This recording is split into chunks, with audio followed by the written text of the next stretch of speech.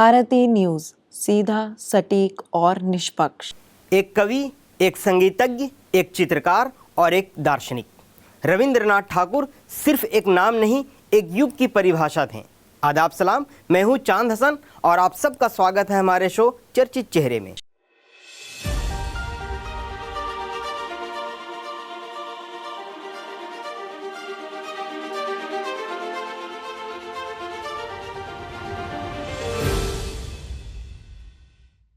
सात मई 1861 कोलकाता के जोड़ा सांको ठाकुरबाड़ी में जन्मा वह बालक एक दिन एशिया का पहला नोबेल पुरस्कार विजेता बनेगा, इसकी कल्पना किसी ने नहीं की थी। यह कहानी है उस रचनात्मक क्रांति की जिसने भारतीय साहित्य, संगीत और चेतना को एक नई दिशा दी। रविंद्रनाथ का जन्म एक ऐसे परिवार में हुआ था जो बंगाल पुनर्जागरण के केंद्र में था। उनके पिता देवेंद्रनाथ ठाकुर ब्रह्म समाज के अग्रणी सदस्य थे और माँ शारदा देवी एक धार्मिक और सौम्य महिला थी। माँ का बचपन में निधन और पिता की यात्राएं गुरुदेव का पालन पोषण नौकरों और संगीत साहित्य से भरे उस वातावरण में हुआ जहां हर कोना संस्कृति की ध्वनि से गूंजता था। भाई बहनों में कवि, दार्शनिक, संगीतज्ञ और उपन्यासकार, यह एक घर नहीं, एक चलती फिरती विश्वविद्यालय थी। सेंट जेवियर स्कूल में प्रारंभिक शिक्षा और फिर इंग्लैंड जाकर बैरिस्टर बनने का सपना। लेकिन टैगोर की आत्मा पढ़ाई के बंधनों को नहीं स्वीकारती थी। उन्होंने कहा, उचित शिक्षण चीज़ों की व्याख्या नहीं करता, वह जिज्ञासा को जन्म देता है। यही कारण था कि टैगोर का असली विद्यालय का प्रकृति, संगीत और अनुभव।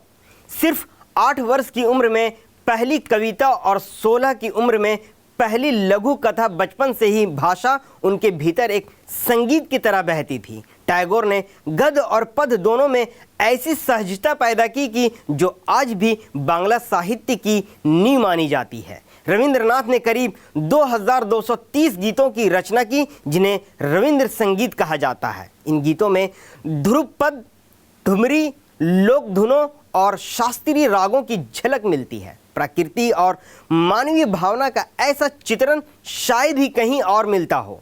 उनका साहित्यिक संसार विशाल था। उन्होंने कविताएं, उपन्यास, नाटक, निबंध, यात्रावृत्त और बाल साहित्य भी रचा। उनके उपन्यास चोखेरबाली, घरे बाहिरे, गोरा समाज की सच्चाइयों को उजागर करते हैं। उनमें नारी पात्र विशेष रूप से सशक्त दिखते हैं, आत्मनिर्भर और मुखर। गीतांजलि वह काव्य संग्रह जिसने टैगोर को नोबेल पुरस्कार दिलाया।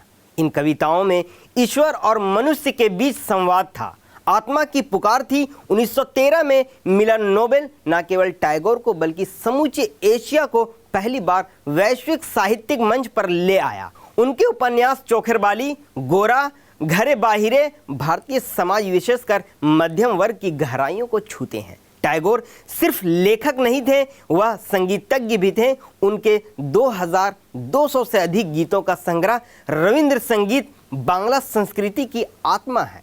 उन्होंने शांति निकेतन की स्थापना की, एक ऐसा विद्यालय जहां शिक्षा प्रकृति के साथ चलती थी, जिज्ञासा को जन्म देती थी। जीवन के अंतिम वर्षों में वे चित्रों के माध्यम से अपने भाव को व्यक्त करने लगे, जहां मोह, क्रांति और काल की चिंता छुपी रहती थी। गांधी और टैगोर के बीच मतभेद थे, राष्ट्रवाद बनाम मानवता पर, लेकिन परस्पर सम्मान की डोर उन्हें जोड़े रखती थी। टैगोर ने गांधी को महात्मा कहा और गांधी ने उन्हें गुरुदेव। 7 अगस्त 1941 जब टैगोर ने इस संसार को अलविदा कहा तो उनकी नातिन ने कहा, एक नया पावर हाउस बन रहा है। टैगोर ने जवाब दिया, हाँ, पुराना आलोक चला जाएगा और एक नए का आगमन होगा। उनकी रचनाएं आज भी जीवित हैं, प्रकृति, आत्मा और समाज की अनंत कथा कहती हुई। एक कवि चला गया पर उसकी आवाज समय से परे गूंज रही है। रविंद्रनाथ ठाकुर की विरासत सिर्फ उनके लेखन में नहीं बल्कि उस दृष्टिकोण में है जो उन्होंने भारत और विश्व को दिया, जहां साहित्य, संगीत, शिक्षा और मानवता का समागम होता है। गुरुदेव, आपका जीवन स्वयं एक गीत था, एक ऐसी कविता जिसे विश्व कभी नहीं भूलेगा। धन्यवाद।